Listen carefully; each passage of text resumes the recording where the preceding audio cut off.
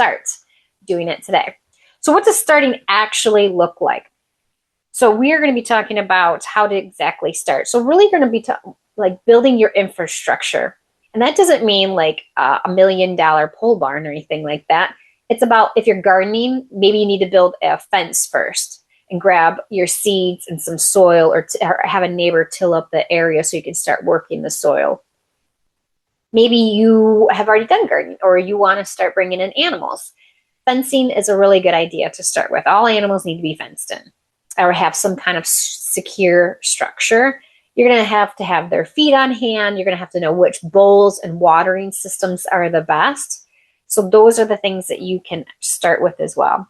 My biggest thing is for you to learn one thing today, soon. Today as in like now.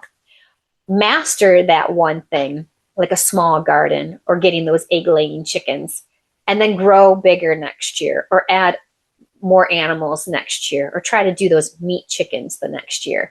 But learn how to really focus on that one thing now and master it.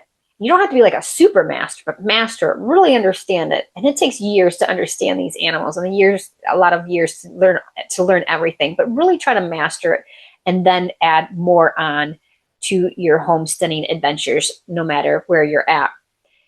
If you try to do it all at once, there's probably a big guarantee that it is going to fall, because it's going to be very, very overwhelming. And you are going to want to give up. You're going to drop those balls or those plates up in the air that you've been trying to juggle, and you're going to drop them all. We don't want you to drop them all. I don't want you to give up. I don't want you to get overwhelmed. I want you to be able to keep most of them up in the air, and maybe one falls. That's why we're going to start with a couple of things at first, and then learn those really well, and then keep adding on. Remember, this is not an overnight situation. Homesteading is not something that happens overnight by any means at all.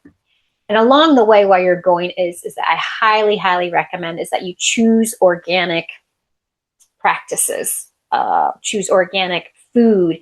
It, honest to goodness, will pay off in the long run if you are truly feeding yourself with the best option out there. And you will be very, very thankful for that.